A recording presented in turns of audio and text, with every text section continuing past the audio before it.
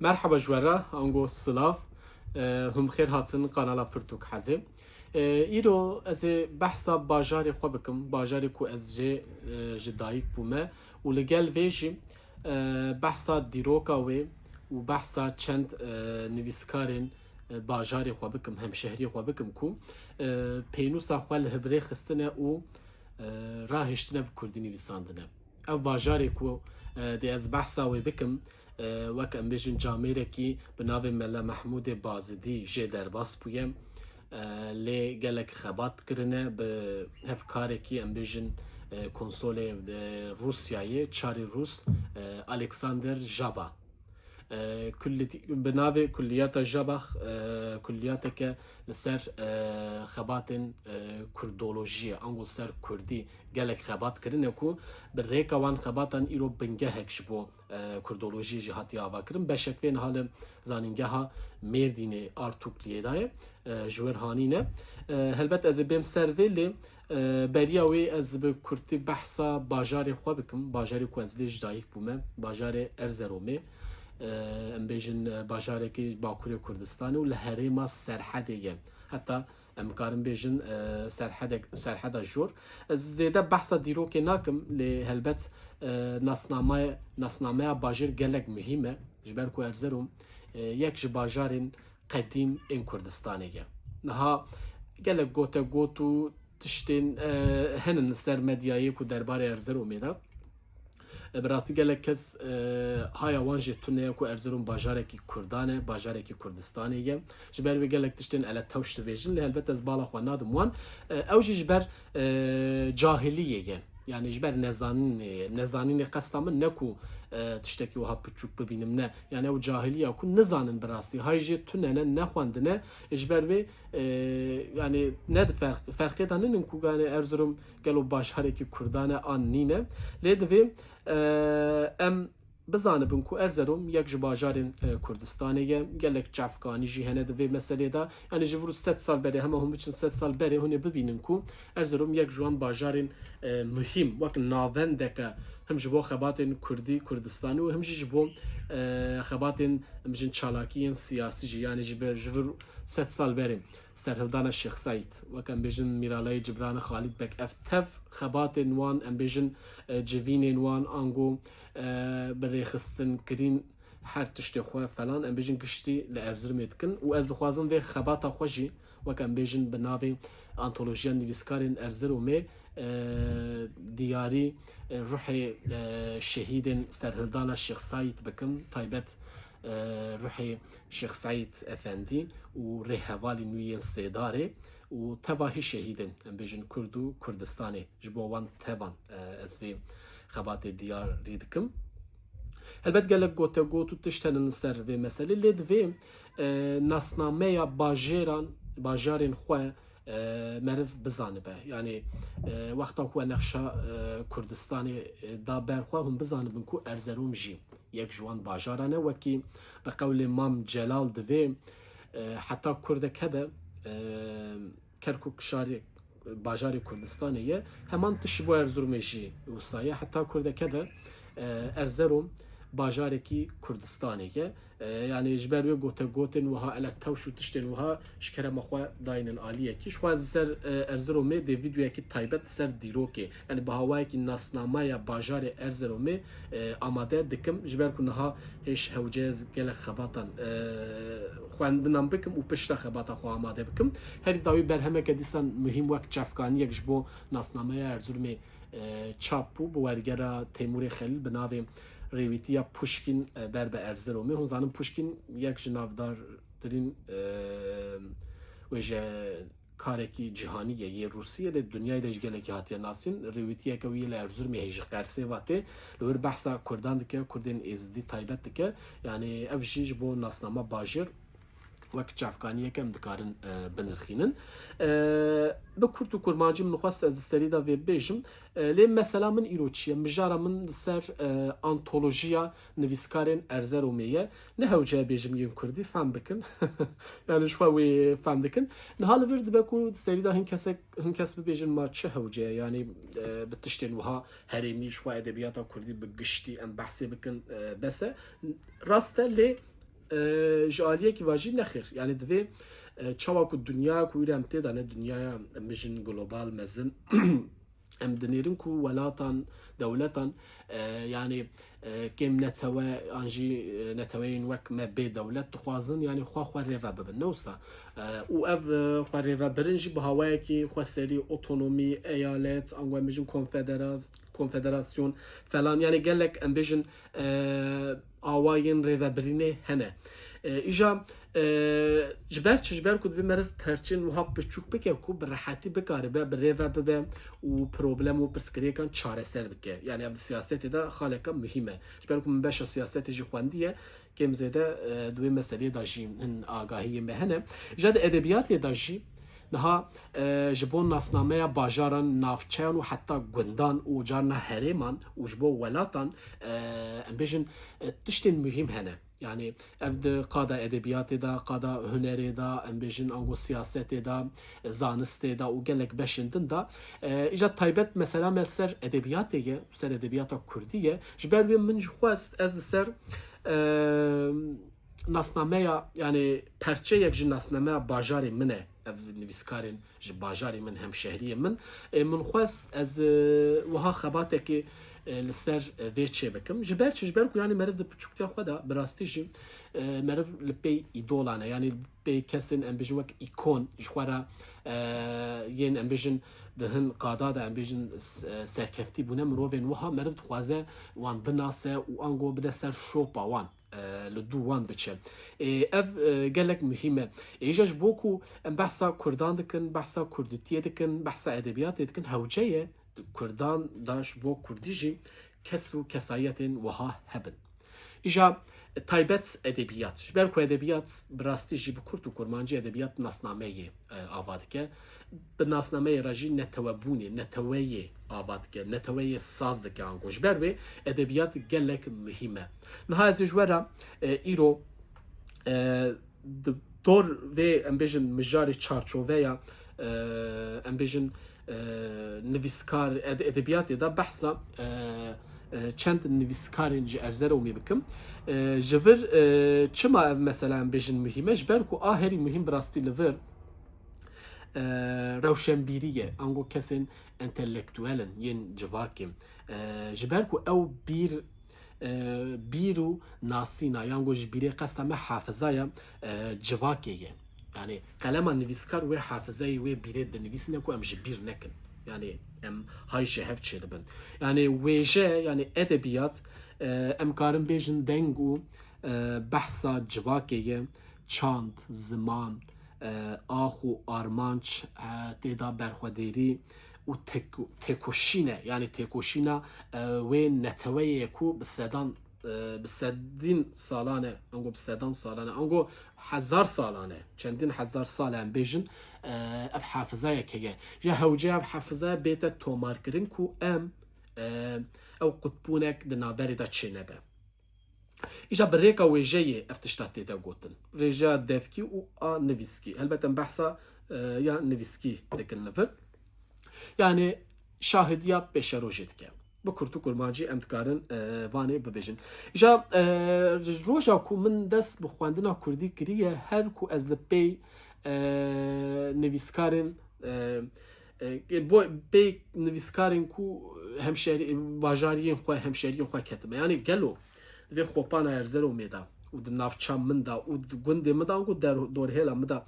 kesek yani ranebûye eva pênûsa xwe çend rêz bi Kurdî nenivîsandin ev gelek bi qîmet e çima ber ku wekî min gotiya meriv li pê îdolan îkonan kesên navdar naskirî digere ku bide pê şopa wan ango ji wê tecrüba wan sûdê werbigire ev xaleka mühim e ji ber wê ez li vir behsa pîranînekî xwe yê Kurd bikim çend sal berê من her lêkolîn dikir xwe ser vê meselê niha jî heta 10-12 nivîskar min tomar kirine ji Erzeromê û bi Kurdî nivîsandine ez ê behsa pirtûkê wan jî bikim li vir ez behsa bîranînekê xwe yê şexsî bikim û pişta jî derbasî mijara xwe bibim çend sal berê min bernama kawan nemiriya bi navê Sîwan temaşe dikir YouTubeê da ez di malda tenê bûm wê rojê پشتی خواندنی من وسا ناودردم گو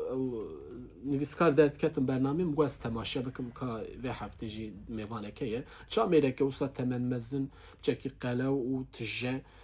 لسر رونشت که هی رونشته براستی جی تجه کروجیه خو به برچاف که و چکیته که رش و بلوزه که رنگه که بردو بو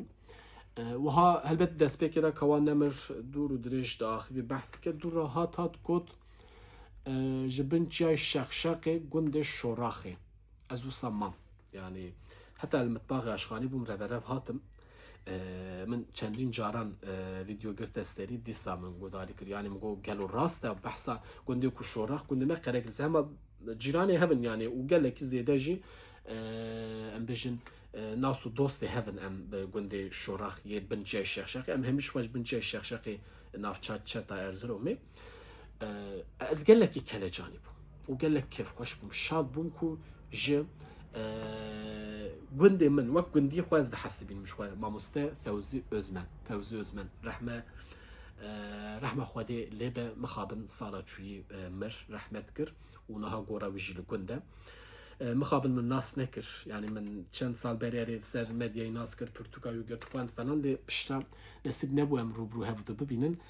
آخر تساول آخر خال خالیا خو وگری او جی شانازیه کردی یعنی وی روزه جوی روزه وی داتر بهتر من بخواد باور کر باوریه که حتی من موتیواسیون و هزک بمرا چی بکو از کاربم هشت زیاده تر بخوینم خواندنی را خباتن ادبی انتلکتوالی را علاقدار ببم ببورم بچکی جی گرم براستی edeyim dünya گرم بویم ما عجز دکم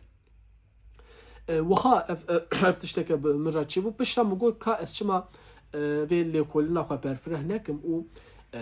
تشتكي تشي نكم لسر مثلا نويسكارين ارزرومي جبركم از بكاربم هيش بهتر خو موتيفا بكم بزانبم كو يعني وا جمجي ج ارزرومي شي كسنكو تشتري على قدر بنا هنا لبر بحثا انكدوتك يجبكم ده او که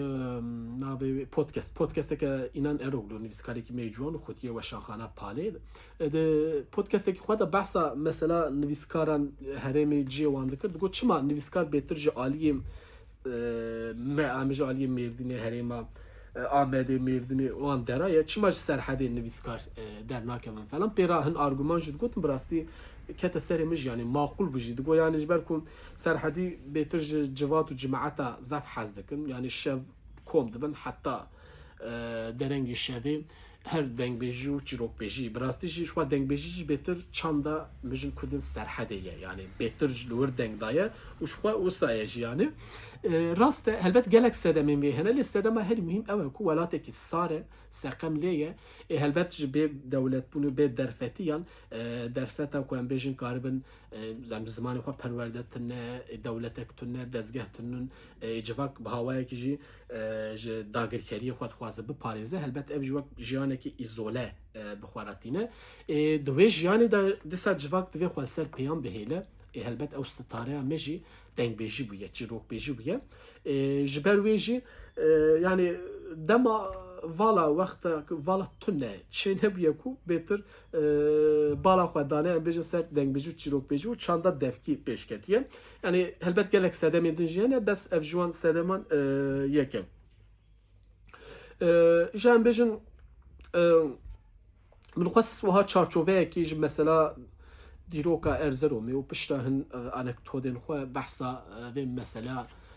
خباتا خو بکم بنگه هاوی بکم یعنی پرتوکول مانجی به چارچوبه که وهذا من خواست يعني چارچوبه که وهذا افکر مرا چی بکو دوی از سر نویسکارن ارزرومی ینج ارزرومی نه هم شهریین من از خباتا که وها چی بکم خباتا که کرتو کرمانجی ایجا اميدي ورن سر مجاري يعني زيدا بلاولا نكن جبالكو بلا فيديو جي بردريج نبع نها برياكو بيجن انتولوجي تشيا بكرتو كرمانجي كيم زيدا هوجي دزان هلبت ساجي اس بيناسي انتولوجي بكم وبشراجي درباسي ادی نویسکاران ببم جبرکو مجاره مثل پرتوکانل سر نویسکارایه آنتولوژی معنایا بیشن و پرتوک آن برهوکک نها از کاغذی جدی کنم جبرکو بریا از بکم نوت خوشی دکرم نویسینم لی هلبت گشتی جبر ناکم جبر نه هوچه جبر وی جانا جبرجی دخوینم لوما yani معنی آنتولوژی پرتوک آن برهوکه که کو تیدا هلبس چیروک گوتار ستران آن برهمندن این نویسکی آن دفکی ینج نویسکار آن چافکانین جهت دینه برهف کرن yani جویشته فهم کرن آنتولوژین سر ویجهی جبر کو یامه آنتولوژی ویجهی دقاتن دن دانجی آنتولوژی تینه نویساندم آنتولوژی ویجهی بحثا نویسکار ام بیشن جیاناوی برهمین و ددن ناسین و ji berhemekî jî çend rêzan hema dixwînin bi vî hawî ev dibe antolojî. Ez ê jî îro bi heman çarçoveyê de dê niha behsa nivîskar bikim jiyana wî kurtî û pişta jî berhemeka wê nîşan bidim wek danasîna wê bikim û dûra jî çend rêza ji berhemê bixwînim û bi dawî bikim. Antolojiya me jî vaye. Antolojiya nivîskarên Erzurumê ev e. Niha ez werim ser nivîskaran dêro ez ê behsa heşt nivîskaran bikim ji bajarê min ji Erzeroma ne kambax Erzeroma xweş û baş wekî min ewl behsa bîranîna xwe kir ya gel nivîskariyan bêjin wek gundiyê min ji gundê Şoraxê ya ji Qere Kilîsîne lê heman gund dibe bin çiyayê Şexşexê Fewzî Özmen ez ê ewl berhema wî bidim nasîn û behsa wî bikim bi navê Siyên Şikestî Fewzî Özmen ji weşanxaneya Perî hatiye çapkirin. Ev berhemeka ji çîrokan pêktê. Fewzî Özmen li Erzeromê navçe çetê li gundê Şoraxê hatiye dunyayê. Salên hefteyê de ew jî tevlî kar û xebatên em bijin siyasî alên çepkirî falan bûye. Lê ser mesela Kurdî Kurdistanî herdem meşiyaye. Piştre helbet ji ber zor û zextin em bijin ew jî çûye Ewropayê Almanyayê û bi salan li Düsseldorf'a Almanya serokatiya Enstitûya Kurdî kiriye. Bêtir ser mesele ziman xebitiye, ser ziman, ser ferhenga berhemên wî hene. Lê bes berhema ya çîrokan ev e di vir de jî deh çîrok hene. Ya rastî ev çîrok ji ber ku yani wekî min gotiya gundiyê min e em bêjin beriya Fewzî Özmen ew derê ku ew axa ku ew ciyê ku hemî lê geriyaye şivanî kiriye lê mezin bûye çi zanim ew civaka ku nas kiriye min jî heman civak nas kir heman erd û çiya û baniyan geriyam şivanî kir çi zanim li wir mezin bûm ji ber wê bêtir nêzî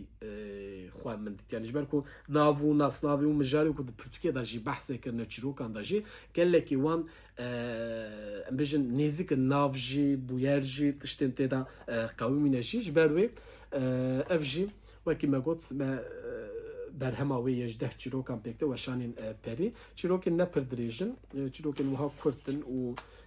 xweşin mixabin pirtûk di piyasê de nayê peyda kirin min ji sihafekê peyda kiribû nizanim niha di sahebetû nebe ez ê ji çîroka ewil bi navê mirina Tewratê Tewrat navê jinaye li aliyê me Tewrê Tewrat heye ji ber wê em bijî nav gelekî nas e ji bo min ez ê çend rêza ji çîroka Tewratê bixwînim û pişta berdewam bikim zivistana vê mirina Tewratê zivistana vê salê li Tewratê pir dirêj kiribû ji xwe hemû zivistanan lê dirêj dikirin û wê bihar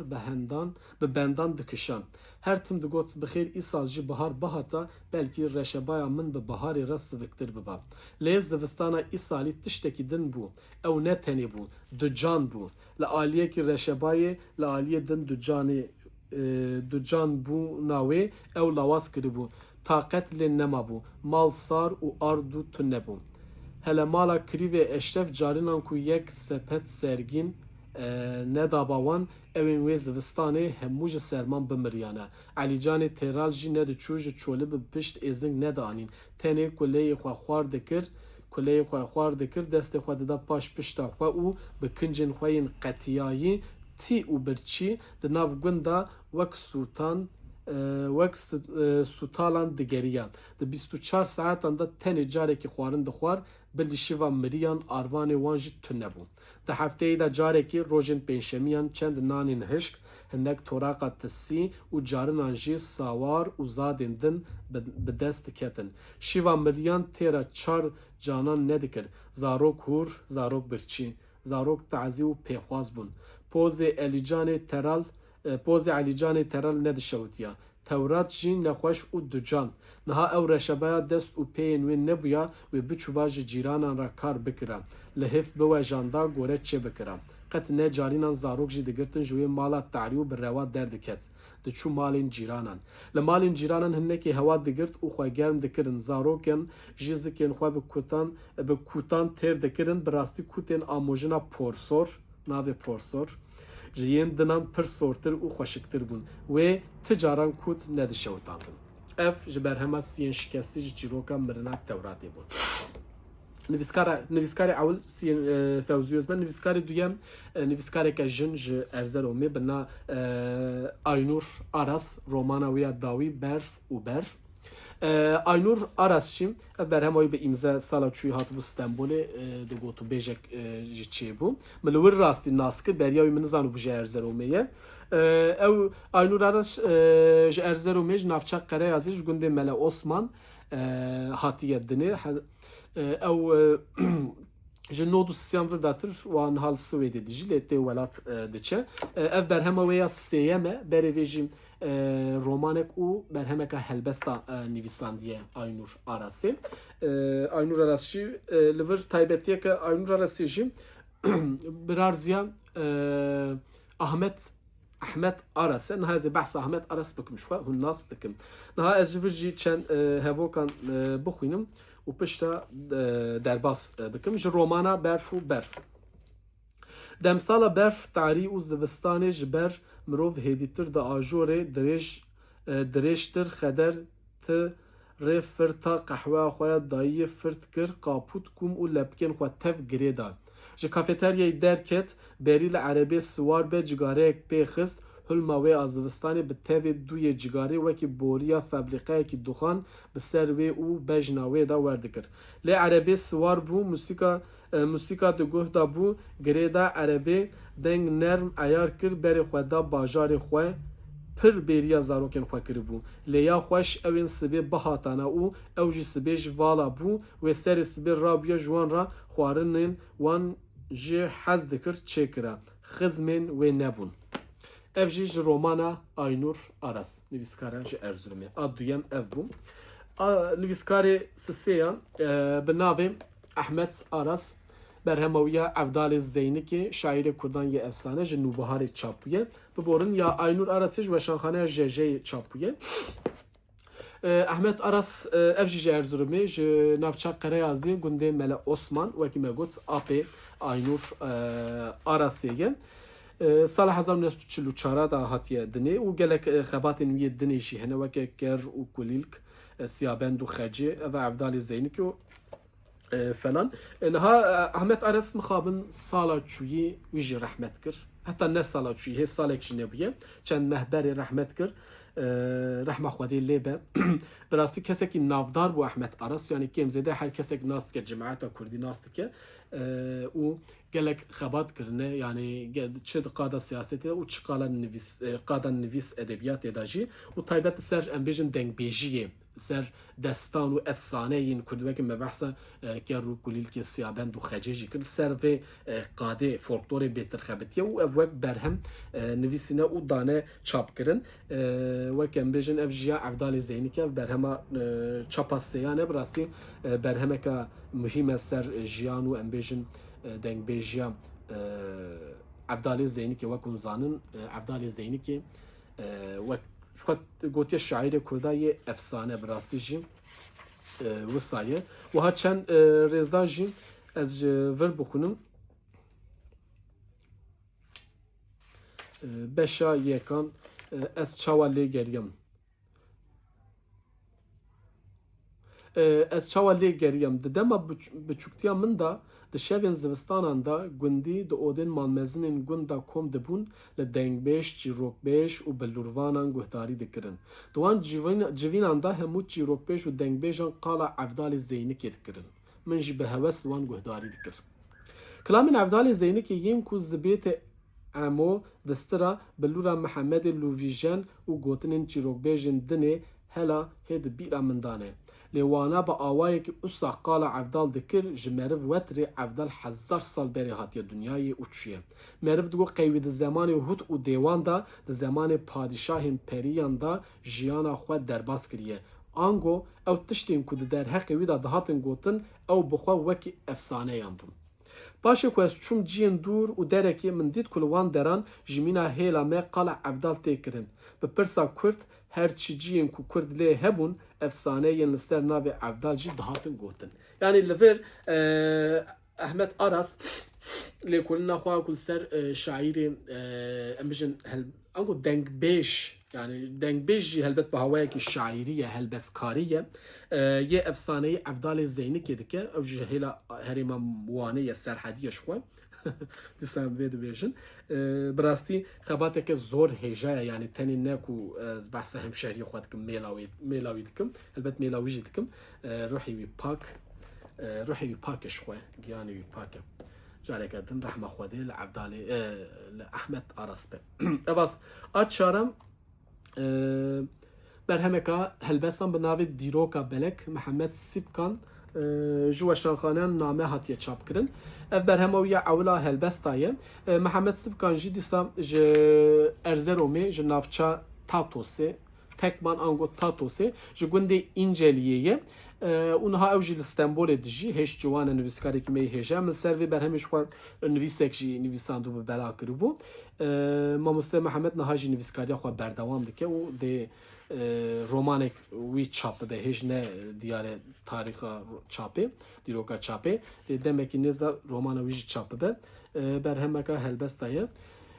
Mamoste gelek salat medreseye de ji xwandiye li bajarê Erzurumê li bajarên Kurdistanê û bi rastî mamosteyeke hêja ye jî. Ez hema ji helbesta dîroka belekiya ewil çend çend çarîne malikan ango mal ne beyt ne çer çarîneyan em bixwînin wek divê zozan sare naqefilim ji ber evîna te difirim rûkewa hêlin kevirim bazê welatê serhedim yani berhemî de xwe her temaya serhedî bûnê bajarê Erzurumê heye gevê bedîh û ribatim wêjeya Kurdî dipatim tev resoyê kal dişaqim dengê welatê serhedim lawazê cemê erezim ji kedera çep dibezim li ser textim elegezim tawizê welatê serhedim ez xwendevanê kasorê ez mamê nebiyê şarê ez bi axîna vê dîdarê feqiyê welatê serhedim ji dîroka belek a helbestan Mamoste Mihemed Sîbkan re jî silav û berhemeka din wergere yani hemşeriyekî min ku bi wergerên xwe gelekî navdar e Mamoste Doktor Abdullah İncekan berhema deriyê guldesteyek ji şiîra Alman wek ji weşanxane nûbarê çapiya berhemeke tam ne antolojik be jî berhemeke wek antolojik em dikarin binirxîn ji ber ku li vir ji edebî şiîra Alman helbesta Almanî çend nivîskarên çend helbestkarên wan ê navdar bi kurtejiyana wan re çend helbestên wan jî wergerî Kurdî kirine Mamoste Abdullah İncekan wekî din jî gelek xebatên wî yên wergerî û zimanî ser ziman dixebite niha li Almanyayê dijî Mamoste Abdullah jî ji Erzeromê û ji navça Tatosê ye û wekî min got niha li Almanyayê dijî û gelek xebatên wî herî dawî jî ji hewşa xelkê wek berhemeke wek vê lê çîrokên Almanî wergerî Kurdî kirine ew jî nûbiharê çapî ye berhemeka nû ye û ez dixwazim di vê berhemê da jî ser ji helbesteka ew kê bixwînim helbestekê ji ew yên navdar Goetheyê Alman bixwînim helbesta bi navê pênc tişt divê pênc tişt dernayê tu tişt ji van pêncan guh bide tu van şîretan ji sînga qure nawelide dostî hevalê xirabiyê ye bênezaketî خیر نخواز نابن مزن تجاری گناه چاونبارا نایب فقیران پوچه هیویا دروکر به باوری و صداقت بگره بوان برا نشیلینه تو کس تجوان اف جیج برهما دریه گل دسته یک شعیر آلمانی ماموستا عبدالله اینجا کان راجی سلا اونها بردوام کاروبارین کردی خباتین کردید که وگراسیج خباتین باشد که تایبت قادا ورگری گلکی مهمه بشتم ورن سر رومانوسه کی جوان ارزرومی همشهری من روگر سوزدار برنامه رومانا تعزی جوشانخانه آریان چاپیه اف روماناویه روگر سوزدار وکی مگود جوانش براستیم ج ارزرومی جنافچا قریازی او ج گنده تیجویه لور هاتیه دنی 1985 دا و کسی که براستی دور و دریجه ناف کاروباری خباتین کردی دا و به شانوی راجی تیکل داره گلک خباتین شانوی راجی کنه لی مخابن او جنها لدروی ولات دجی و او جو رومانویت تعزی و هلبستک برهمک و یه هلبستا جهدید به پیش رو جدا هن برهمین یه دنج درکبن یعنی وکی مگود بردوام سر نویسکاری کی برهمداره و هر دخبته و هر دنویسنه و کما خواندن آرناوت که رومان خوانده بو شورا خوشی کرد براستی رومانه کی باش بو yani zikarim bejim yani jaliye teknik romanê ve û jaliye mijara xwe ve û vegotinê ve jî bi rastî romaneka serkeftî bû ji ber wê zê jî bêjim ji romanê min wiha dema ku xwendiye min notek nivîsan diye gotiye wek navenda pirtûkê romanê ez dixwazim bin wê jî xêz kiriye ez wan çend rêzan ji romanê ji we re bixwînim dizanim ez hevalê wî me hewceyê ku ez li pey biçim hewceyê ez rêça wî bişopînim lê bigerim bibînim wî ji wan çalên teng û rewa derxim bişom kefen bikim binax bikim veşêrim dizanim ez erdikologim şikestiyên hestiyan baş dizanim kurahiya çalan baş dizanim giraniya miriyan baş dizanim sariya axan baş dizanim ji xeynî min kes nikare bi pûtên nêzîkî wî bibe ji xeynî min kes nikare xweliyê bi dilziravî li ser wê bavêje ji xeynî min kes nikare laşê wî yê wendayî bibîne bi rastî ev helbet meriv dema ku romanê bi giştî bixwîne bizanibe ev hema li dawiya romanê ev hevokên min xwendin binî wê xêz kirin gelekî manîdar bi mane ne bi rastî yani meriv hestiyar jî dibe ev jî ji romana Tazî nivîskarê me Roger Soslar û nivîskarekî din bi navê İkram Oğuz navê romana wî ev ji romanê rêwî ji weşanxaneya Dozê hatiye çap kirin mamoste İkram jî ji navça Tatosa Erzeromê û gundê xanbegiya Jêrîn ji dayîk bûye û Erzeromê xwendî helpiştî darbeya 12 îlona 1980 de ew jî gelekî em bêjin ew tade zulm û tadedîne pêra ew jî derketiye derve ew jî niha ez nexelet bim li Almanyayê dijî hêj berdewam li ser Kurdî bi Kurdî dinivîsîne çend berhemên wê din jî hene min rêwî xwendibû me ev romana wexta sala çûyî ez çûm gund taziyek me hebû min di rê da ev dest bi vê romanê kir ji ber ku ez diçûm welat diçûm Erzeromê min got ka ez vê romanê jî di rê da bixwînim çêtir ev roman wiha bi hawayekî ez nekarim bêjim belkî romanekî otobiyografîk e lê wek dişibiya otobiyografî ji ber ku behsa yani mamoste ji xwe sala 1962 da hatiye dûnî yani serencameke ji wir heta van salê dawî mîna ku hatû bi behs kirin ji ber wê meriv dikare wiha jî bibêje û romaneke dirêj e û dust û heşt û çend rûpele ez xwazim ji beşa 19 çend rêza bixwînim ji vê romanê jî wek me got antolojiya em antolojiye ji ber wê roj û meh demsal û sal li pey hev derbas dibûn tajdîn jî her roj her meh her demsal û sal mezin dibû dixebitî dixwend digeriya kerban nexwendina dibistanê bi awayekî derdixist. Şev û roj dixwend. Roman, çîrok, pirtûkên siyasî, çi bidîta rojname, kovar, rojname û kovarên kem jî li derekî bidîta hil dida û dixwend. Heta reklam û îlanan. Tesîra xwendinê di jiyana wî ya rojane de jî dihate dîtin. Rabûn û rûniştandina wî, axaftina wî û sohbeta wî di her xalî de helwesta wî hatibû guhertin. Tajdîn Şermok ew zarokê gundiyê 14 salî çûbû xortekî 18 salî, xortekî zana û têgihiştî jê derketibû. Ne tenê bejn û bala wî û zanebûna wî, karê wî yê otelê jî guherî bû. Bibû katibê şevê. Ev jî ji romana Mamoste İkram ji romana rêwî min xwend.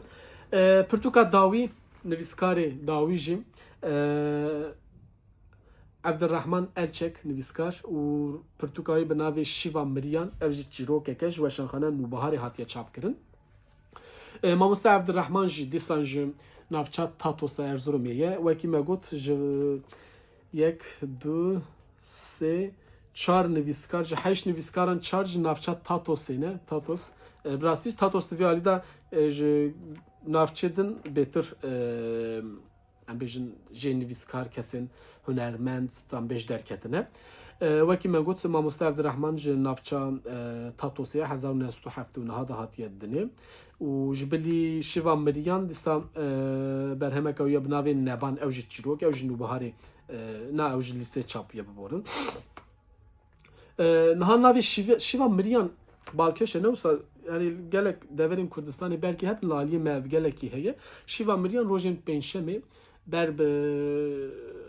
roava roj diçe ava beriya wê dibe gerek meriv yani wiha li gorî rewşa xwe nane, toraqa, penîre wisa dişandin ji der û cîranên xwe yên feqîr û em bêjin rewşa wan duruman ne baş ra dişandin ji ber ku wiha digotin ji me re digon roja êvara înê roja pênşemê